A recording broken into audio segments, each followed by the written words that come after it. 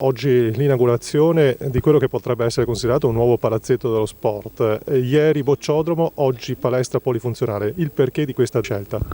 Sì, veramente una giornata unica oggi, importante, diamo veramente l'opportunità a tutte le squadre iesolane che cominciano a essere veramente tante, abbiamo più di 40 associazioni con più di 1500 atleti, c'è la necessità di dotarli di ulteriori opportunità. Questa è un'area comunque tutta che verrà anche implementata, quindi anticipo qualcosa anche di altri lavori strutturali che verranno fatti e questa diventerà veramente la città dello sport per Jesolo. Valerio Zoggia, sindaco di Jesolo, allora c'è un bocciodromo in meno, però un palazzetto in più per soddisfare le moltissime esigenze degli sportivi di Jesolo. No, guarda, di cuore un grande grazie al presidente della Bocciofila che è qui presente, Gianfranco Bettin, perché ha capito l'importanza di dare ai nostri giovani, ai nostri ragazzi per i tre sport che adesso andranno a praticare e a utilizzare questa palestra e lasciare questa importante struttura che abbiamo nel nostro territorio.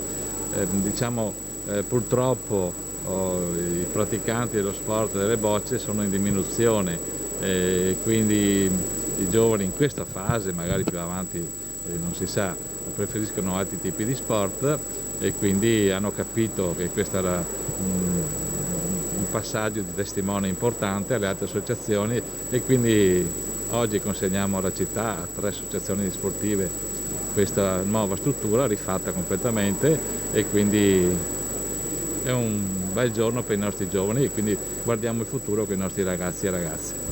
Prima dell'inaugurazione si diceva però che comunque verrà trovata una soluzione, verrà cercata una soluzione per gli amanti delle bocce. Sì, stiamo ristrutturando e sistemando, c'è già un progetto di massima, il Parco Casilis, ci sono già dei campi però erano messi un po' male, li stiamo sistemando. Qualche giorno fa, a proposito di strutture sportive, il sindaco ha annunciato assieme a lei anche la realizzazione di un impianto natatorio, a dimostrazione del fatto che si punta sia allo sport nella sua totalità ma anche all'aspetto turistico e quindi a gare anche nazionali. Assolutamente sì, un impianto natatorio veramente importante.